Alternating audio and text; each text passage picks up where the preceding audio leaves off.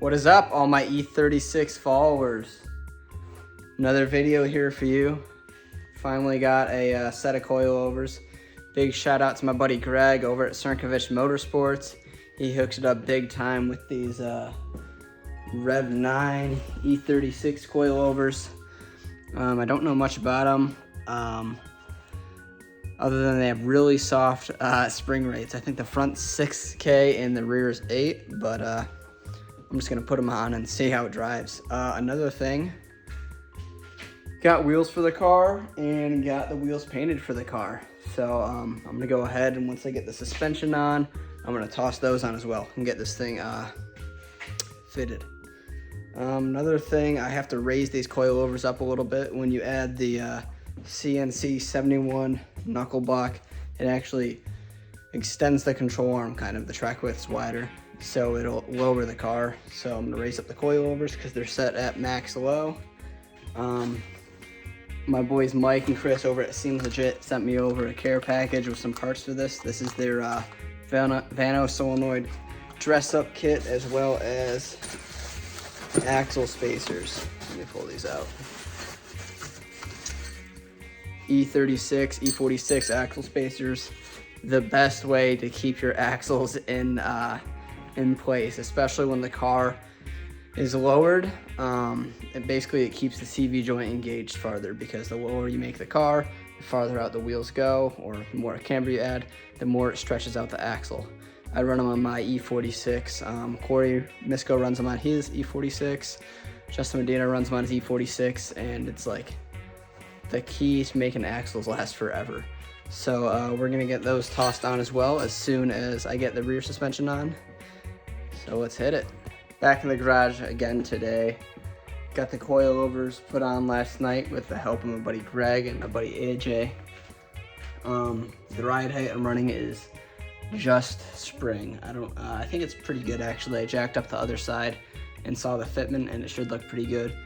But I just kind of wanted to go over how to set up the preload on the rear spring. So when I got these coilovers from Greg, I noticed that the rear shock was really short, and what that meant I had to do was I'd preload this spring a bunch in order to get this bolt in down here. So you don't want that. Basically, that'll make the car drive terrible. So I went ahead and I jacked up the trailing arm and just put a tiny bit of pressure on the spring, and I extended the shock as much as I needed to go so I could just bolt it in. That basically gives the car as much stroke as it needs, you know, so the shock can go down as far as it can. Otherwise, like, you'll just have no stroke in the car. I mean, it'll probably work, but I'd rather not be like that. It'll probably drive better with more stroke. That's like nerdy stuff, but it's easy to do and it's free to do. So I figured, why not? I'll move on to the front end now, show you guys what I did. Okay, I got the suspension set up in the front. I maxed out the camber plates, and if you can see from here, I have some poke. These are 225/45 tires, and these probably aren't gonna fly. They're just a little bit too big, and when I do this, it just hits the frame rail, and there's some brake lines back there I don't want to hit. So on this side, I did the E36 cheat method, and I stacked washers between the knuckle and the coilover mount, and that just like tilts the whole thing and gives you more camber. I don't know if it's the correct way to do it. Probably not. A lot of people add washers because it adjusts KPI. You can make the car drive better. I'm doing it to fit wheels because I'm a racer. Another benefit to this is now I can add a spacer. If I add a 15mm spacer, I'll have more room in the back, so I won't hit the frame rail or the brake lines at full lock. I didn't do this side yet. Obviously, I'll take this wheel off and I'll bolt it all up, and I'll show you guys just how I did it. Here's a better look at what I did.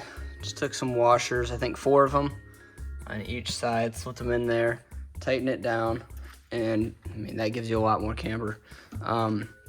It's pretty common for a bunch of stance kids to do it, but I mean, it works in this context. Still waiting on a tie rod for this side, still don't have it assembled. Haven't been looking very hard for one, so I can't really complain. But next up, I got a tackle the thermostat housing because I noticed it was leaking the other day. So I got to take off the clutch fan, the fan shroud, all this stuff, and get to work. Also, it's still leaking oil, dude. Like, I think it's actually coming out of the camshaft position sensor. It's like the only place I see, and it's slowly dripping down. And I mean, this thing had like 3 or 4 different oil leaks, but if I finally get that sorted, I'll be stoked. Back at it again.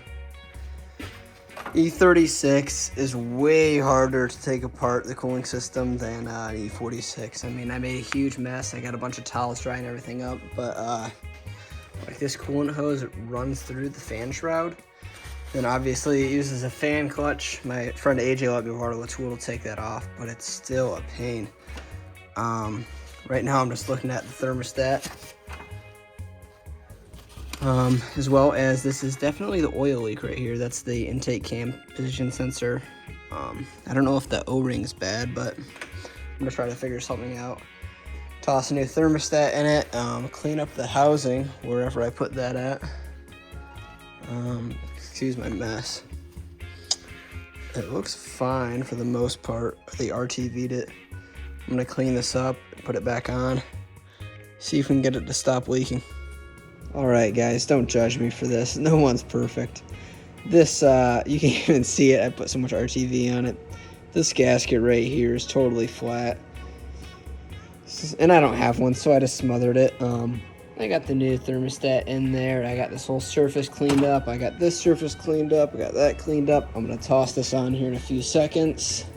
Oh, yeah, another thing I wanted to talk about was it's definitely leaking oil from that cam sensor because this is the O-ring, and I can't even see. I can't even bend it. It's so yeah, it broke in half. That's why it was leaking oil.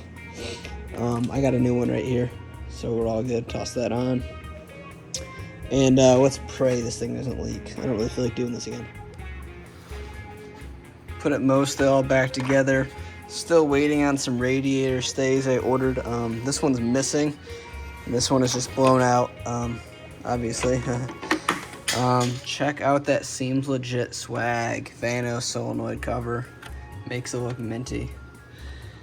Got the thermostat back in there, clutch fan, everything. So I'll wait for tomorrow to start it, let that stuff set up. But I wanted to show you guys the axle spacer. So I just tossed it to one side for now. It was actually kind of a pain. I had these axles out before, but somehow I tightened them too much, so I had to heat them all up with a blowtorch and work them out. But here is the axle spacer installed between the axle flange and the, or I guess the diff flange and the axle flange. Basically what this does is it actually adds CV joint engagement, right? So as you lower a car or as you add camber to a car, obviously we're taking camber out of this car, but as you add camber, you're technically pushing the wheel out farther, which would technically stretch out the axle. So when you put in axle spacers, it kind of shortens up the axle, tightens it up, and gives you better CV joint engagement. This helps a lot with drifting since we lower our cars a lot. But man, this is E36 is way different than E46. Like even over here, like these bolts are way more difficult to get to. You got the exhaust in the way, sway bar in the way, camber arm in the way, all this stuff. Obviously that's the exhaust side, so it's a little different. Coming along. Thank you guys for watching. Peace. Look how dirty I am. Thanks for watching these silly videos, guys. Hopefully this info kind of makes sense to you like it does to me. Big shout out to the companies that help me do dumb stuff like this.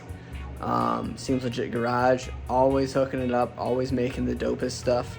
Sernkovich Motorsports, my buddy Greg, always keeping coilover stocked, ready to go.